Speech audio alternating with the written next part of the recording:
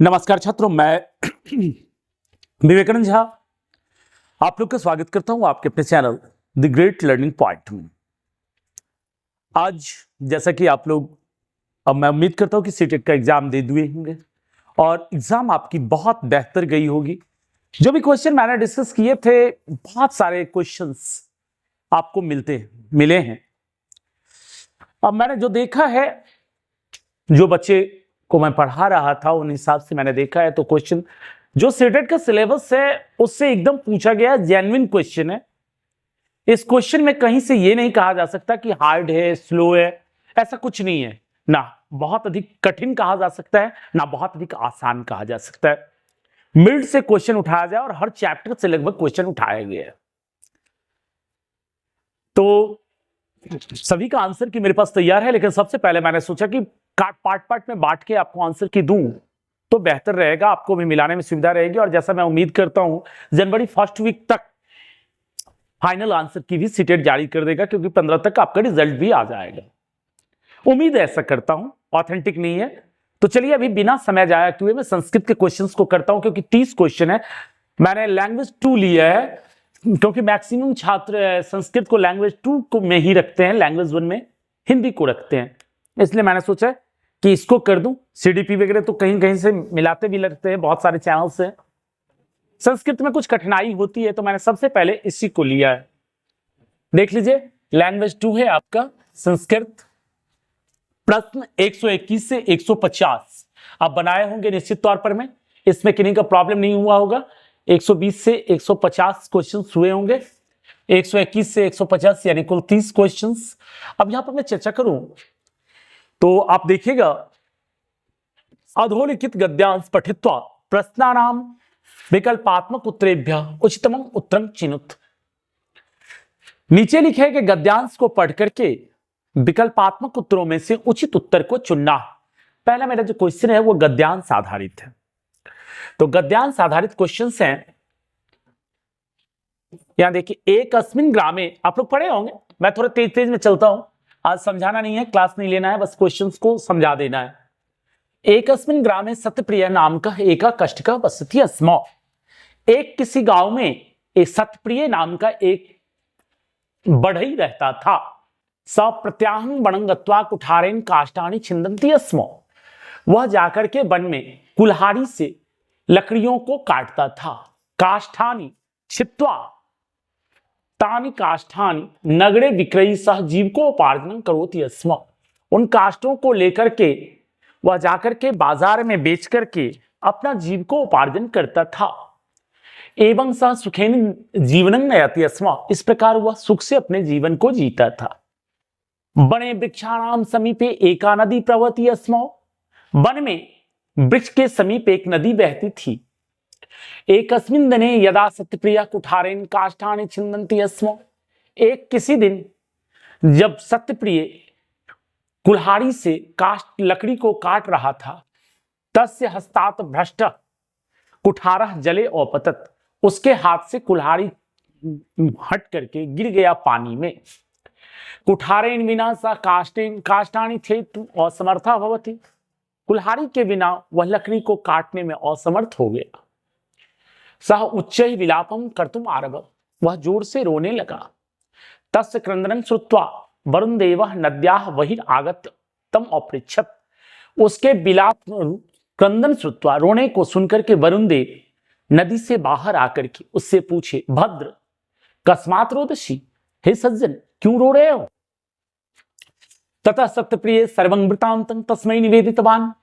तब सत्यप्रिय सभी वृतांत को उनसे कहा। वरुण देव तस्य परीक्षां कृतुम् ऐच्छत्। वरुण देव उसकी परीक्षा करने की इच्छा से अतः सह जले निमज्जितवान, वह पानी में चले गए। शीघ्र में जल्द ही हस्ते सुवर्ण कुठारम आनिये सह बहिरागच्छत्। हाथ में सोने का कुल्हाड़ी लेकर के बाहर आए। सत्यप्रियम अपृच्छत्, और सत्यप्रिय से पूछे कि मैं सह तब कुठारा ग्रहिता, क्या ये तुम्हारी कुल्हाड़ी है, लो। सह पुनः उच्चैः रोदितुम् अपतत। वह फिर से जोर से रोता हुआ, ऊंचे स्वर में रोता हुआ बोला, नास्ति ऐसा मम, यह मेरा नहीं है। अहं तो स्वकीयम एव कुठारम इच्छामि, मैं तो अपना ही कुल्हाड़ी लेना चाहता हूं। ततः वरुण देव पुनः जले निमंजितवान, वरुण देव फिर से पानी में चले गए। सह रजत कुठारेन साकं बहिरम गच्छत, वह चांदी के कुठार के साथ बाहर आए। तंग प्रदर्श सह पूर्ववत अपृच्छत, उसे देख करके फिर उसे दिखा करके पहले की तरह उससे पूछे, अयमस्ति तब कुठारः गृहीताम, यह है तुम्हारा कुल्हाड़ी, ले लो। किंतु सत्यप्रिय सत्यवादी आसीत, लेकिन सत्यप्रिय सत्यवादी था। सह शीघ्रम अवदत अयमपि मम कुठारः न अस्ति, यह मेरा कुठार नहीं है। एतद करण पूर्णापि वरुण देव जले निमंजितः, यह सुनकर के फिर से वरुण देव जल में गए। अधुना सह लौह कुठारेन सह बहिरागत्य तं काष्ठादिकं पृच्छत, इस बार वह लोहे की कुठारी लेकर के बाहर आए और उस बढ़ई से पूछे कि मैं सह तब कुठारा, यह क्या यह तुम्हारा कुठार है? हर्षितः सत्यप्रिय झटति वाच, खुश होकर के सत्यप्रिय जो था तेजी से बोला, आम आम, हाँ हाँ, अयम एव अस्ति मम कुठारः प्रभो, यही मेरा कुठार है प्रभु। वरुण देवस्य चरणों अस्पृष्टवा स्वकुठारं गृहीत्वा चौसह काष्ठानि छेतुम औचलत, वरुण देव के चरण को प्रणाम करके वह अपनी कुल्हाड़ी को ले लिया और फिर से लकड़ी काटने चल पड़ा। तस्य सत्यनिष्ठा दृष्टवा वरुण देव अति प्रसन्नो अभवत्, उसकी सत्यनिष्ठा को देख करके वरुण देव अत्यंत प्रसन्न हुए। अतस्तेन देवेन्द्रः एकः कुठारः तस्मै काष्ठकादाय प्रदत्ता एवं उचितम कथ्यते, और उसके बाद प्रसन्न होकर के देवेन्द्रः एव कुठारा, तीनों ही कुठार उसे दे दिए, तीनों ही कुल्हाड़ी उसे दे दिए। एवं उचितम कथ्यते, इसलिए कहा गया है सत्यमेव जयते, सत्य ही जीतता है। ये तो गद्यांश का अर्थ था बच्चों, यहां से आपका अभी तो कोई खास लेना देना है नहीं। जहां जिसके इंतजार में आप लोग हैं कि सर आंसर क्या बताएंगे, मेरा सही हुआ कि नहीं हुआ, तो उस चीज को देखिए। पहला है वहिरा अगच्छत अतिपदे संधि अस्ति, तो इसमें आपका विसर्ग संधि होगा। वही ये होता है वही जोड़ आगच्छत, आगच्छत ये विसर्ग संधि है। जो दिए होंगे विसर्ग संधि उनका सही है, बाकी हमको अभी इन चीजों पर में विचार नहीं करना है। सत्यप्रिय नाम का काष्ठिक कीदृश व्यक्ति आसीत, सत्यवादी। सत्यप्रिय नाम का काष्ठिक व्यक्ति कैसा व्यक्ति था, स्वभाव पूछ रहा है कैसा था, तो कृपण कंजूस नहीं था, दुष्ट नहीं था, लोभी नहीं था, पूरा गद्यांश में मैं आपको समझा चुका हूं। वो था कैसा, सत्यवादी।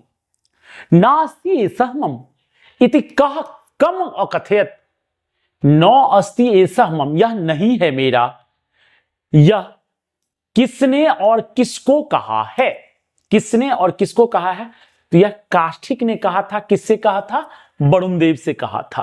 तो काष्ठिक वरुण देवम, ठीक है। आंसर आप लोग मिला रहे होंगे, मैं उम्मीद करता हूं कि सारा सही जा रहा होगा। गद्यांश में तो गलत होने का कोई चांस ही नहीं है। पेडागोजी भी बहुत अच्छा है, आप लोग गलत नहीं किए होंगे, मैं देखता हूं। सत्यप्रिय वरुण देवाय किंग निवेदितवान, सत्यप्रिय ने वरुण देव से क्या निवेदित किया, तो अपनी कहानी को कहा। कहानी के लिए यहां शब्द दिया गया है वृतांतम, आपके गद्यांश में सारा वृतांत उन्होंने वरुण देव को सुनाया। तो वृतांतम आंसर होगा इसका, प्रार्थना नाम नहीं होगा, कथाम नहीं होगा, संगीतम नहीं होगा, ये सब नहीं होगा। तो वृतांतम इसका आंसर हो गया, जो दिए हैं सही होगा। एवं सह सुखेन नयति अस्मो, अत्र रिक्त स्थान, लाइन को देखिएगा, गद्यांश में मैंने डायरेक्ट कराया है, क्वेश्चन तो आपके पास ही होगा। नयंति सुखेन जीवनम नयति अस्मो, ये आंसर में दिया गया है। लाइन ही दिया, डायरेक्ट लाइन उठा के पूछा है, ये बहुत ही आसान पूछा है। वरुण देव, बहुत ही आसान क्वेश्चन है, अगर संस्कृत में थोड़ा सा ध्यान दिए होंगे तो 30 में 30 नंबर आप लोग लाएंगे। वरुण देव सर्वप्रथम कीदृशः कुठारम आनीय अगच्छत, तो सबसे पहले कैसा कुठार लाए थे, आप जानते हैं कि सोने की कुल्हाड़ी लाए थे। सुवर्णम देखिए कहीं होगा, सुवर्ण कुठारम, बिल्कुल सही जवाब है। वरुण देव काष्ठिकस्य किंग कर्तुम ऐच्छत, वरुण देव उस बढ़ई का क्या करने की इच्छा रखते थे, तो परीक्षा लेने की इच्छा दिखाए थे उसको। हानिम संवर्धम कल्याणम, ये सबसे कुछ होना ही नहीं है, आप लोग भी समझ चुके हैं अब गद्यांश को। तो वरुण देव उसकी परीक्षा करने की इच्छा से विभिन्न प्रकार की कुल्हाड़ियों को उसे दिखा रहे थे। तो वरुण देव काष्ठिकस्य किंग कर्तुम ऐच्छत परीक्षाम। अधोलिखितेषु पदेषु ल्यप प्रत्यांत पदम किम नो अस्ति, उल्टा पूछ रहा है आपको। नो अस्ति, इस पर ध्यान दिए होंगे आप लोग। अधोलिख तेज पदेषु ल्यप प्रत्यांत पदम किम न अस्ति। तो यहां देखिए विक्रिय, मैंने कई दिन अपने क्लास में आप लोगों को समझाया था पढ़ाते वक्त, अगर वीडियो देखे होंगे, कि जो अगर य अंत में बचता है और शुरू में उपसर्ग लगा हुआ हो, अंत में य हो, तो ल्यप प्रत्यय होता है। तो यहां देखिए आणीय आ उपसर्ग य लगा हुआ है, प्रदर्श य लगा हुआ है, प्रोपसर्ग है, लेकिन श्रुत्वा अक्त्वा प्रत्यय में बचता है श्रुत्वा, इसमें ल्यप प्रत्यय नहीं लगा हुआ है, एकदम एक्यूरेट आंसर है। तो अधोलिख तेज पदों से किंग ल्यप प्रत्यांत पदं न अस्ति, तो श्रुत्वा आंसर हो गया इसका। समझाना नहीं है अभी तो बस आपको आंसर हम करवा देते हैं, जो संस्कृत में कितना नंबर आया, फिर मैं हिंदी करवा दूंगा, सीडीपी करवा दूंगा। वैसे आप लोग मिलाए होंगे, फिर भी मैं अपने तरफ से आंसर दे रहा हूं। 1-2 नंबर अगर इधर उधर हो जाए, बहुत से बहुत, मैं उम्मीद करता हूं उससे ज्यादा होने का कोई चांस नहीं है। 30 में 30 फैक्ट होगा। 1-आध नंबर अगर इधर उधर हो जाता है तो वो तो विधाता नहीं हूं मैं सीबीएसई का चेयरमैन नहीं हूं। अब देखिए, एषः समुद्र तट अत्र जना पर्यटनाय आगच्छन्ति, यह समुद्र तट, यहां लोग पर्यटन के लिए आते हैं। केचन तरंगै क्रीडन्ति, कुछ तरंग से खेलते हैं। केचन च नौका भी जल विहारं कुर्वन्ति, कुछ नौकाओं से जल विहार करते हैं। तेषु केचन कंदुकेन क्रीडन्ति, कुछ यहाँ गेंद से खेलते हैं। बालिका च बालुका भी बालुगृहं में रचयन्ति, बालक और बालिकाएं बालू से बालू का घर की रचना करते हैं। मध्ये मध्ये तरंगा बालुका गृहं प्रवाहयन्ति, धीरे धीरे तरंग बालू के घर में प्रवेश करता है। ऐसा क्रीड़ा प्रचलित एव, यह खेल प्रचलित है। समुद्र तटा न केवलम पर्यटन स्थानानि अत्र मत्स्य जीविनः अपि स्वजीविकां चलयन्ति। समुद्र तट न केवल पर्यटन के स्थल हैं, यहाँ मत्स्य जीवन यानी मछली पर आधारित जिनका जीवन है, अपनी जीविका भी चलाते हैं। जैसे हम लोग मल्लाह कहते हैं, जिसे सैनिक कहते हैं, वो लोग अपनी जीविका भी चलाते हैं। अस्माकं देशे बहवः समुद्र तटाः सन्ति, हमारे देश में बहुत सारे समुद्र तट हैं। एतेषु मुंबई, गोवा, कोची, कन्याकुमारी, विशाखापत्तनम, पुरी तटा अति प्रसिद्धा सन्ति। इनमें मुंबई, गोवा, कोची, कन्याकुमारी, विशाखापत्तनम, पुरी तट अत्यंत ही प्रसिद्ध है। गोवा तट वैदेशिक पर्यटकेभ्यः समाधिक रोचते, गोवा तट विदेशी पर्यटकों को अत्यधिक आकर्षित करते हैं। विशाखापत्तनम तट वैदेशिक व्यापाराय प्रसिद्ध, विशाखापत्तनम तट विदेशी व्यापार के लिए प्रसिद्ध है। कोची तट नारिकेल फलेन ज्ञायते, कोची का जो तट है नारियल फल के लिए जाना जाता है।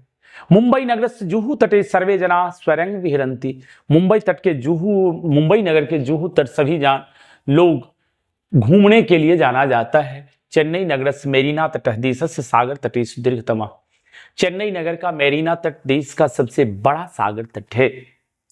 भारत तिस्रुषु दिशासु समुद्र तटा सन्ति, भारत के 3 दिशाओं में समुद्र तट हैं।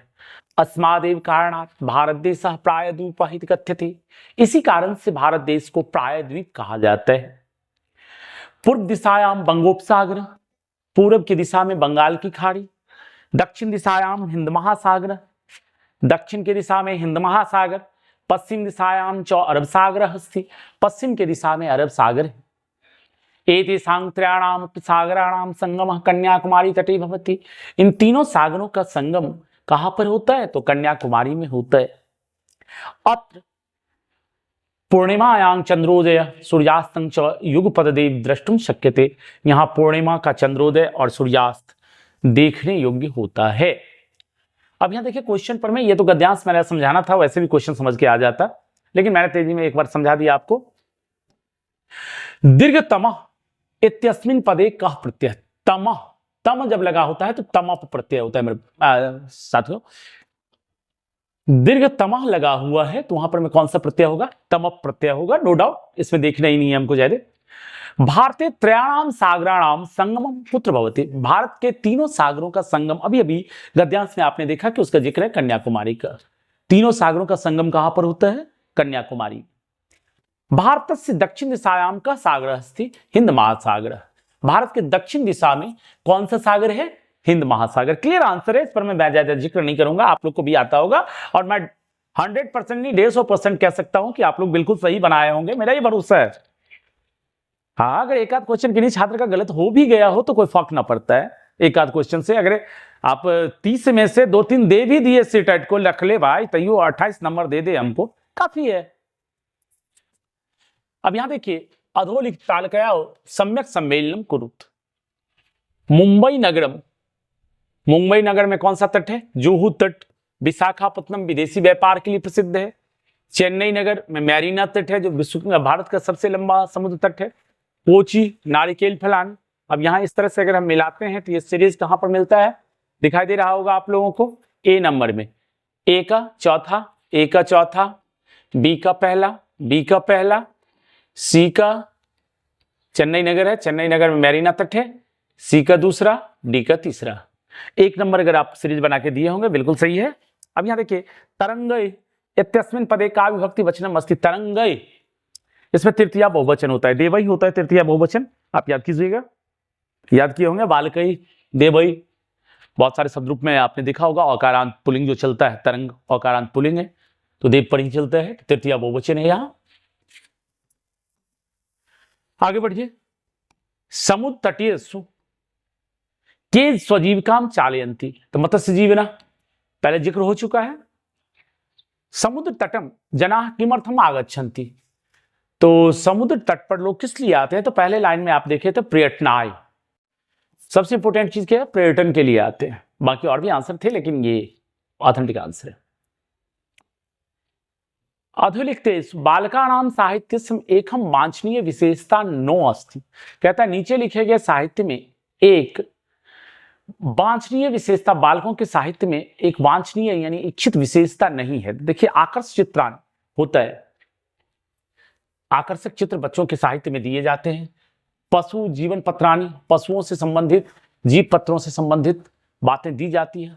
अस्पष्ट नैतिक मूल्यांकन, एकदम छोटे छोटे कहानियों के माध्यम से नैतिक मूल्य का विकास किया जाता है। क्या नहीं होता है?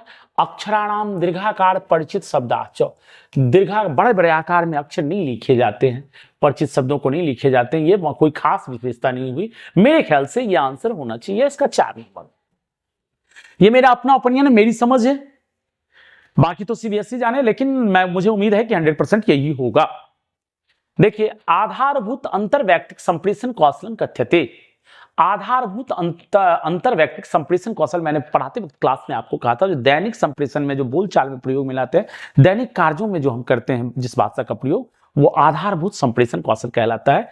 ये एकदम रिनाउंड आंसर बताया हुआ आंसर है, तो इसमें ये 4 नंबर आपका जवाब हो जाएगा।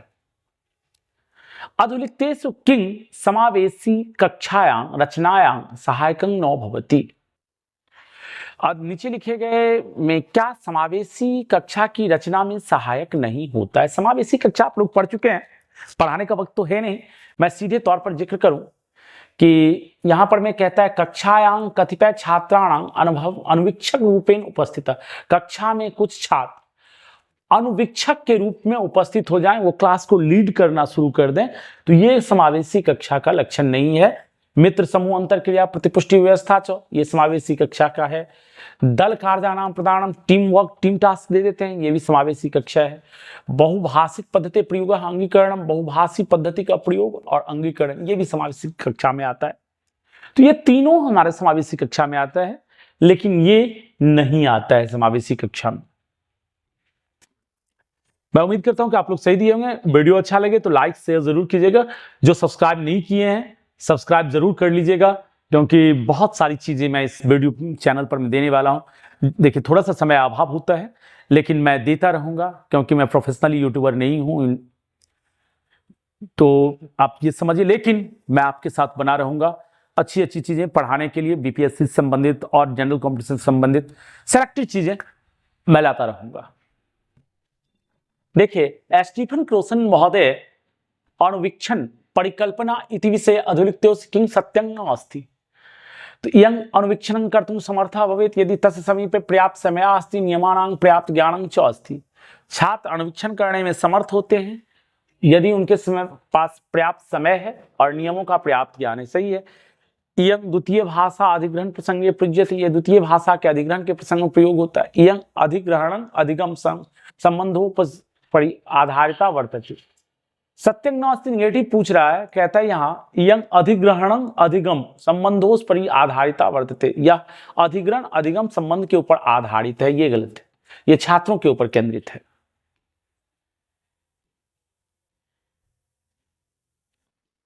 आप लोग स्टीफन क्वेश्चन को पढ़े होंगे एग्जाम से पहले, ये 3 नंबर इसका गलत है। एकाध्यापिका हिंदी भाषा भाषी छात्रांग द्वितीय भाषा रूपेण आंग्ला भाषा में पाठित। एक अध्यापिका हिंदी भाषी छात्र को द्वितीय भाषा के रूप में अंग्रेजी भाषा पढ़ाती है, ठीक है।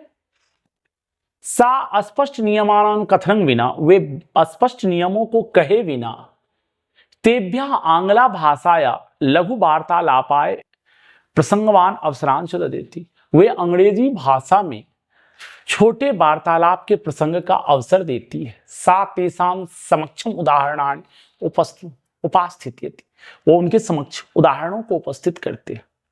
येषां प्रयोगः छात्रः स्ववार्तालापेषु कुर्वन्ति, जिसका प्रयोग छात्र स्वयं के वार्तालाप में करती है। शनैः शनैः ते अध्यापिका सहायेन स्वमेव नियमान रचयन्ति, वे और धीरे धीरे अध्यापिका की सहायता से वे स्वयं नियमों की रचना करते हैं। अध्यापिका का आदर्श उपागम प्रयोज्यते, अध्यापिका किस आदर्श और उपागम का प्रयोग करती है, तो इसको हम कहेंगे संप्रेषणात्मक उपागम। क्योंकि आप देख रहे हैं कि बातचीत का लघु वार्तालाप अवसरान ददाति, वार्तालाप का अवसर दे रही है, तो जब भी वार्तालाप आ गया तो संप्रेषण से आ गया। देखिए प्रत्यक्ष विधि मातृभाषा में आता है, व्याकरण अनुवाद विधि आप जान रहे हैं कि मतलब ट्रांसलेट मेथड कहते हैं, श्रव्य भाषिक विधि सुन करके बोलना होता है, ये तीनों नहीं है। यहाँ पर मैं करेक्ट आंसर इसका होगा संप्रेषणात्मक उपागम। दिए ही होंगे आप लोग भी, मैं उम्मीद करता हूं सारा सही होगा। क्वेश्चन बहुत ही आसान पूछा जा रहा है, तो इतना आसान क्वेश्चन संस्कृत में कभी कभी पूछा जाता है, और आप ये देख रहे हैं कि जो संस्कृत में हिंदी में पूछा गया है शिक्षण, वही संस्कृत में है। बहुत ज्यादा माथापच्ची नहीं है, एक बनाया होंगे तो दोनों बन गया होगा। खैर लैंग्वेज तो अलग अलग होगा, फर्स्ट सेकेंड होगा, तो ये तो दिक्कत नहीं। अधुलिखते सुकिंग मूल पाठाभाव बोधनाय शब्दावली विकासाय च सहायक न भवति, नीचे लिखे गए में क्या मूल पाठ को समझने में और शब्दावली के विकास में सहायक नहीं होता है। तो देखिए चित्र शब्दकोश होता है, शब्द मानचित्र भी होता है, विषय मानचित्र भी सहायक होता है। वर्णमाला चार्ट सिर्फ वर्णमाला का ज्ञान कराता है, ना कि शब्द के विकास में मदद करता है। इसीलिए इसका आंसर हो गया 3 नंबर। आगे चले आप। कथानां का श्रेणी बहुभाषिकतावाद से बहुसांस्कृतिकतावाद से संवर्धनाय सर्वाधिक उपयुक्ता होती। कथाओं की कौन श्रेणी बहुभाषिकतावाद बहुसांस्कृतिकवाद के संवर्धन में उपयुक्त होती है, तो इसके लिए लोक कथा सबसे उपयोगी होती है बच्चों। मैं ज्यादा नहीं कहूंगा, दीर्घ कथा मतलब बड़ी कथाएं हो जाती है, आत्मकथा स्वयं की कथा हो जाती है, वैज्ञानिक कल्पना कथा, तो ये सब चीजें अलग हो गई, टॉपिक्स में आ गई। लेकिन जब ये बहुभाषिकता और बहुसांस्कृतिक बात की बात चले तो लोक कथा उसमें काफी स्थान रखता है। यहां इसका एक्यूरेट आंसर, फैक्ट आंसर होगा लोक कथा। अधुलिखतेषु किं संप्रेषणात्मक उपागम से एका विशेषता न वर्तते, नीचे लिखे गए में क्या संप्रेषणात्मक उपागम का एक विशेषता नहीं है। तो संप्रेषणात्मक क्षमता या विकास ये है, हमको निगेटिव नो वर्तते, तो नो वर्तते पर ध्यान देना है। तो संप्रेषणात्मक क्षमता या विकास यह होता है कार्यात अधिकतर स्वरूपे केंद्रीकरण, कार्यों के अधिकतर स्वरूप का केंद्रीकरण। तो देख लेते हैं और भी। भाषा या प्रकारात्मक प्रयोग, भाषा के प्रकरणात्मक प्रयोग ये होता है। अध्यापन अस्पष्टता स्थान है व्याकरणीय मानांग परिज्ञानम, अध्यापन में अस्पष्ट स्थान पर संदर्भ के अनुसार से व्याकरणों को पढ़ाया ही जाता है, तो ये तो ठीक ही है। नहीं निगेटिव होना था, इसका 2 ही नंबर होगा। ऐसा नहीं है, इस क्वेश्चन को जो टिक किए हैं स्टूडेंट बहुत ब्रिलियंट थे, ये मेरा टिक किया हुआ है, वो ब्लैंक छोड़ करके लाए थे, मैंने टिक किया। आप लोग को सॉल्व करने से पहले मैंने क्वेश्चन को एक नजर देखा, इसीलिए मेरा ही आंसर है और ये सही आंसर है। 1-2 नंबर तो मैंने पहले ही कहा, ऐसा होता नहीं है, अगर हो गया तो पता नहीं। यदा एक आरंभिक पाठक विशेष पाठ्य विषय वस्तुना अभिप्रायं ज्ञातुं पाठ विशेष सांस्कृतिक पक्षाणां च विषय स्वसामान्य ज्ञान से प्रयोग करोति एतत् कथ्यते। यदा एक आरंभिक पाठ का यदि एक आरंभिक पाठक विशेष पाठ विषय वस्तु ना विशेष पाठ विषय वस्तु के अभिप्राय को जानने के लिए पाठ के विषय का सांस्कृतिक पक्षों के विषयों में अपने सामान्य ज्ञानों का प्रयोग करता है तो यह कहा जाता है ऊर्ध्वगामी विभागम, अप्रोचिंग प्रोसेस। अधोलिखितेषु कथनेषु आकलनस्य द्वे प्रमुख प्रकार विषय किं सत्यम अस्ति। देखिए नीचे लिखे गए कथनों में आकलन के द्वे प्रमुख प्रकार विषय के बारे में क्या सत्य है। तो योगात्मक आकलन अधिगम अवस्था या पूर्वं च पश्चात क्रियते। योगात्मक आकलन अधिगम अवस्था के पहले और बाद में किया जाता है, बिल्कुल गलत है। रचनात्मक आकलन अधिगमात अधिकतर स्वरूपे केंद्रितम अस्ति। रचनात्मक आकलन अधिगम में अधिकतर स्वरूप में केंद्रित है नहीं। योगात्मक आकलन समग्र शैक्षिक वर्ष से आकलन से प्रत्येक स्वरूप से समग्रता वर्तते नहीं। इसका सबसे बेस्ट ऑप्शन जो जवाब है, रचनात्मक आकलन अधिगम के संपूर्ण अवस्था में निरंतर चलने वाली क्रिया होती है। आप याद कीजिएगा क्लास में मैंने आकलन का जो तीनों स्वरूप था हम पढ़ाए हुए हैं आप लोगों को। अभी मैं उसका जिक्र इसलिए नहीं कर रहा क्योंकि अभी अब उसकी जरूरत फिलहाल नहीं है। अधिगमे अंतरालं ज्ञातुं त्रुटि समीक्षाणां महत्वपूर्णं भवति यतोहि अधिगम में के अंतराल में के ज्ञात करने के लिए त्रुटि का समीक्षण महत्वपूर्ण होता है क्योंकि त्रुटियां वैचारिक विकासन प्रेरणा से दर्शित। त्रुटि क्या है? सीखने का एक अंग होता है। आपने पढ़ा था बच्चों के द्वारा की गई त्रुटि क्या है? सीखने का एक अंग है। त्रुटि करेगा ही, त्रुटि जब तक नहीं करेगा तो कोई सीधे एक्यूरेट कैसे हो जाएगा। इसीलिए त्रुटियां वैचारिक विकास के प्रेरणा को दर्शाता है। बिल्कुल सही जवाब है। अधिकतम त्रुटियां छात्राणां दोषपूर्ण प्रवृत्ति कारणात् भवति। ये कहता है दूसरा कि अधिगम त्रुटियां छात्रों के दोषपूर्ण प्रवृत्ति के कारण होते हैं, नहीं। त्रुटियां छात्राणां मस्तिष्क का अंतरे प्रवेशार्थम तेषां शिक्षण स्थिति च ज्ञानार्थं भवति। त्रुटि छात्रों के मस्तिष्क के अंदर प्रवेश के लिए, उनके शिक्षण की स्थिति और ज्ञान के लिए होता है। एक मिनट, इस पर में डाउट है, थोड़ा सा रुकिएगा। त्रुटियां छात्राणां अवबोधन प्रक्रमे न्यूनतांग दर्शित। नहीं, सीखने की न्यूनता ये तो नहीं होगा। त्रुटियां वैचारिक विकास प्रेरणा से दर्शित। त्रुटि वैचारिक विकास की प्रेरणा देती। त्रुटियां छात्राणां वही रहेगा, एक नंबर ही रहेगा। ज्यादा डिस्कस नहीं करना है, एक नंबर एक्यूरेट। चलिए एक नंबर ही आंसर होगा इसका, कंफ्यूजन नहीं पैदा करना है। अधोलिखितेषु किंग आकलन विषय सत्यं न अस्ति। नीचे लिखे गए में आकलन के विषय में क्या सत्य नहीं है।